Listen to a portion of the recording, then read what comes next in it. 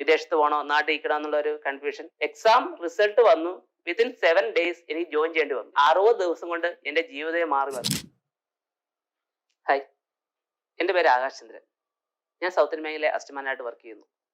എനിക്ക് ഈ ഒരു അഡ്രസ് ഉണ്ടാക്കി തന്നത് ഇൻസ്റ്റിറ്റ്യൂട്ട് ഓഫ് ബാങ്കിങ് സ്റ്റഡീസ് ആണ്, IBS. ഞാനൊരു എഞ്ചിനീയറിംഗ് ഗ്രാജുവേറ്റ് ആയിരുന്നു. എല്ലാവരെയും കൂട്ട് എഞ്ചിനീയറിംഗ് കഴിഞ്ഞു. അടുത്തത് എന്താണ്? ജോലി അന്വേഷിക്കണം. ജോലി അന്വേഷിച്ചു. വിദേശത്ത് പോകണോ നാട്ടിൽ ഇരിക്കണോ എന്നുള്ള ഒരു കൺഫ്യൂഷൻ. നാട്ടിൽ നിൽക്കാമെന്ന് മനസ്സുറച്ച് പറഞ്ഞു. അങ്ങനെ നാട്ടിൽ നല്ല ഏത് ജോലിയുണ്ട് എന്ന് അന്വേഷിച്ചു. അപ്പോഴാണ് എല്ലാവരും ഉപദേശിച്ചു, PSCക്ക് പോകും, ബാങ്കിൽ കയറ്, അങ്ങനെയുള്ള പല പല ഉപദേശങ്ങൾ. അപ്പം ഞാൻ എൻ്റെതായ രീതിയിൽ ഒന്ന് അന്വേഷിച്ചു. അപ്പോഴാണ് institute of banking studies, IBS, bank coaching class നടത്തുന്നു എന്ന വിവരം അറിഞ്ഞത്.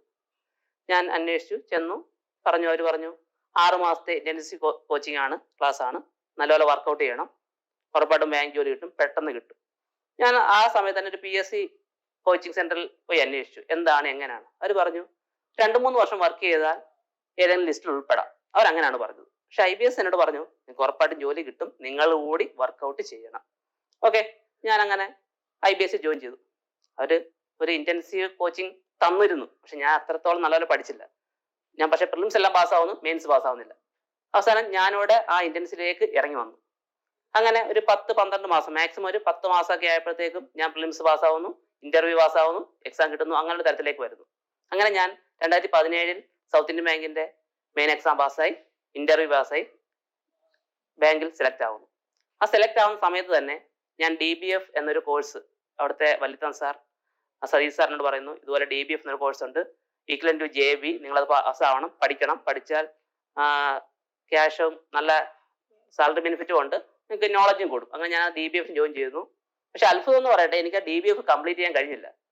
കാരണം എക്സാം റിസൾട്ട് വന്നു, വിത്തിൻ 7 days എനിക്ക് ജോയിൻ ചെയ്യേണ്ടി വന്നു. എക്സാം എഴുതാൻ ഒരു എക്സാം നോട്ടിഫിക്കേഷൻ വരുന്നു, വന്നതിന് 15-20 ദിവസത്തിനുള്ളിൽ എക്സാം നടക്കുന്നു. ആ എക്സാമിന്റെ റിസൾട്ട് വിത്തിൻ 35 days വരുന്നു. ആ റിസൾട്ട് ഞാൻ പാസ്സാവുന്നു. അതിനുശേഷം അവർ ഇന്റർവ്യൂ വിളിക്കുന്നു. മെയിൻ എക്സാം റിസൾട്ട് വന്നതിന്റെ 15ാം ദിവസം എന്റെ ഇന്റർവ്യൂ ആണ്. ആ ഇന്റർവ്യൂ കഴിഞ്ഞ് വിത്തിൻ 31st day എനിക്ക് ജോബ് ഓപ്പണിങ്ങിന് അറ്റൻഡ് ചെയ്യാനുള്ള കോൾ ലെറ്റർ വന്നു, ജോയിൻ ചെയ്യാൻ വേണ്ടി.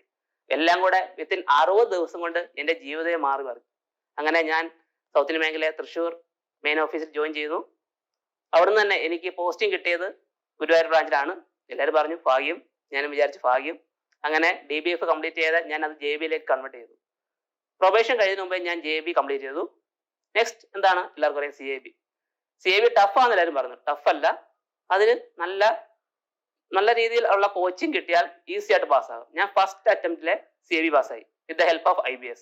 JB, CAB bank coaching clear ചെയ്യുന്നു, JB ക്ലിയർ ചെയ്യുന്നു, CAB ക്ലിയർ ചെയ്യുന്നു with all the help of IBS. Then 2 വർഷം ആയപ്പോഴത്തേക്ക് എന്റെ പ്രൊമോഷൻ ഡ്യൂ വന്നു.